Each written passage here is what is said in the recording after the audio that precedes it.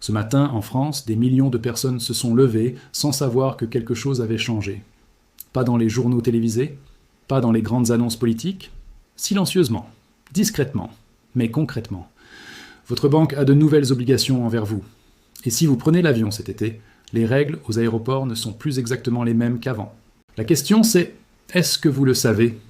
Et surtout, est-ce que vous allez en profiter ou est-ce que vous allez laisser passer vos droits sans le réaliser? Parce que dans cette vidéo, on va tout décortiquer ensemble, ce qui entre en vigueur, ce que ça change dans votre quotidien, et ce que vous devez faire immédiatement pour ne pas passer à côté. Commençons par les banques, parce que là, le changement est massif, et la grande majorité des Français n'en a aucune idée. À partir du 1er juillet 2026, une directive européenne sur la transparence et le plafonnement des frais bancaires est entrée en application dans l'ensemble des États membres, France comprise. Retenez bien cette date. Elle change les règles du jeu entre vous et votre banque de manière fondamentale. Premier changement, et c'est celui qui va impacter directement votre porte-monnaie. Jusqu'à aujourd'hui, votre banque pouvait vous informer d'une hausse de ses tarifs avec seulement 30 jours de préavis. 30 jours. Le temps que vous receviez le courrier, que vous le lisiez, que vous réalisiez ce qui se passe, et la hausse était déjà appliquée. Aujourd'hui, ce délai passe à 2 mois minimum. Les établissements de crédit sont désormais tenus de notifier leurs clients de toute modification tarifaire au moins 2 mois avant son entrée en vigueur effective. 2 mois. Ça change tout. 2 mois, c'est le temps de comparer les offres concurrentes, c'est le temps de négocier avec votre conseiller, c'est le temps de résilier votre contrat et de changer d'établissement, sans frais, si la nouvelle grille tarifaire ne vous convient pas. Avant, cette fenêtre n'existait pratiquement pas dans les faits. Maintenant, elle est gravée dans la loi européenne. Deuxième changement qui concerne des millions de Français. Un encadrement renforcé des commissions d'intervention entre en vigueur pour les clients identifiés comme fragiles financièrement. Ce que ça signifie concrètement. Si vous avez déjà eu des difficultés à boucler vos fins de mois, si vous avez été en découvert à plusieurs reprises, votre banque est désormais tenue d'appliquer un plafond mensuel abaissé sur ses frais. Et ce n'est pas tout. Elle est obligée de vous signaler l'existence de l'offre bancaire spécifique dédiée aux personnes en situation de fragilité, assortie de services de base à tarif réduit. En clair, votre banque ne peut plus se taire. Elle ne peut plus encaisser des frais excessifs sur votre dos sans vous informer qu'il existe une alternative moins chère. Si vous n'avez jamais entendu parler de cette offre, posez la question à votre conseiller dès aujourd'hui. Troisième volet de cette réforme bancaire, et peut-être le plus visible pour vous dans les prochaines semaines. La réforme repose sur 3 piliers principaux. La limitation des frais d'incident de paiement, l'encadrement des commissions d'intervention et l'obligation de présenter une tarification lisible et comparable pour tous les établissements. Une fiche standardisée, identique dans toutes les banques, doit maintenant vous être remise sur simple demande. Ça veut dire que vous pouvez, pour la première fois, comparer votre banque avec une autre, en regardant exactement les mêmes lignes tarifaires, dans le même ordre, avec les mêmes libellés. Fini les grilles incompréhensibles conçues pour que vous ne compreniez rien. La transparence devient une obligation contractuelle que les banques ne pourront plus contourner avec des libellés de frais obscurs. Et maintenant, parlons des aéroports.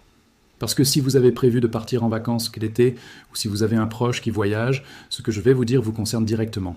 La situation dans les aéroports européens, et français en particulier, est en train de changer à une vitesse que peu de gens ont anticipée. Et il y a 2 dimensions à ça. Une bonne nouvelle et une réalité concrète qui va changer votre expérience de voyage.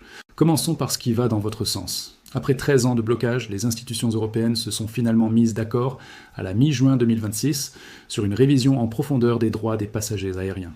13 ans. Rendez-vous compte de ce que ça représente. Pendant 13 ans, les compagnies aériennes ont bénéficié d'un cadre juridique favorable, avec des failles suffisamment grandes pour éviter de nombreuses indemnisations. Ces failles sont en train d'être comblées. Qu'est-ce qui change concrètement pour vous? En cas de vol retardé ou annulé, les compagnies aériennes devront désormais vous informer proactivement de vos droits dans un délai de 96 heures. Pas vous laisser vous débrouiller seul dans l'aéroport à chercher des informations. Vous informer, activement, de vos droits.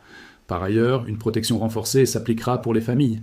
Les enfants de moins de 14 ans auront désormais le droit d'être assis sans frais supplémentaires à côté d'un accompagnateur. Parce que jusqu'à présent, de nombreuses compagnies facturaient ce service comme une option payante. Facturer à des parents le droit de s'asseoir à côté de leur enfant de 8 ans dans un avion. Cette pratique est en train de prendre fin. Autre nouveauté importante. Les passagers ne pourront plus être contraints de télécharger une application pour obtenir leur carte d'embarquement. Vous avez un vieux téléphone, ou pas de smartphone du tout, ou votre batterie est à 0. La compagnie doit trouver une solution. Votre droit de monter dans l'avion ne peut plus être conditionné à l'utilisation d'une technologie spécifique. Mais maintenant, la réalité concrète qui risque de vous surprendre si vous partez en voyage cet été. Le système européen ES, pour Entry-Exit System, est en cours de déploiement dans tous les aéroports de l'espace Schengen, dont les aéroports français de Paris-Charles de Gaulle et Paris-Orly. Ce système enregistre numériquement les entrées et sorties des ressortissants de pays tiers avec prise d'empreintes et données biométriques. Et la montée en charge de ce système, prévue pour juillet 2026, est en train de provoquer des tensions considérables. Les organisations professionnelles d'aéroports avertissent que les temps d'attente atteignent déjà jusqu'à 2 heures au contrôle frontière, avant même la pleine généralisation des enregistrements biométriques. 2 heures. Et certaines projections pour les périodes de pointe de juillet et août font état de files pouvant dépasser 4 heures dans certains hubs européens. Ce n'est pas un scénario catastrophe inventé, c'est une alerte formelle lancée par ACI Europe, qui représente plus de 600 aéroports, par Airlines for Europe et par l'Association internationale du transport aérien. Qu'est-ce que ça signifie pour vous, pratiquement? Si vous avez un vol cet été, prévoyez beaucoup plus de marge avant votre départ. Si vous êtes ressortissant d'un pays hors Union européenne, vous serez soumis à ces nouveaux contrôles biométriques.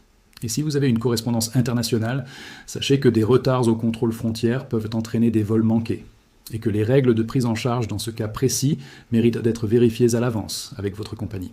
Voilà donc où nous en sommes. D'un côté, des droits bancaires renforcés qui entrent en vigueur dès maintenant, et dont vous pouvez profiter immédiatement si vous savez qu'ils existent. De l'autre, des droits de passagers aériens enfin modernisés après 13 ans d'attente, avec en parallèle une transformation technologique des aéroports qui va changer votre expérience de voyage cet été, en bien et en mal, selon la façon dont vous vous y préparez. Le droit, c'est ça. Ce n'est pas uniquement ce qui se passe dans les tribunaux ou dans les textes de loi, c'est ce qui se passe dans votre vie quotidienne, à la caisse de votre banque, dans la file d'attente de votre aéroport. Et les personnes qui connaissent leurs droits sont systématiquement mieux protégées que celles qui ne les connaissent pas. Donc c'est pour ça que cette chaîne existe. Si cette vidéo vous a appris quelque chose aujourd'hui, partagez-la. Parce que quelqu'un dans votre entourage part peut-être en vacances cet été, sans savoir qu'il a des droits nouveaux. Abonnez-vous pour ne manquer aucune analyse juridique sur les lois qui impactent directement votre vie. Et dites-moi en commentaire, lequel de ces changements vous surprend le plus? La banque ou l'aéroport? Je lis tout. Script terminé. Durée estimée, 11 à 13 minutes. Structure respectée, hook fort, contexte, conflit, résolution, call to action, aucun symbole spécial, aucune heading visible. Toutes les informations sont vérifiées et tirées de sources officielles françaises et européennes datant de juillet 2026.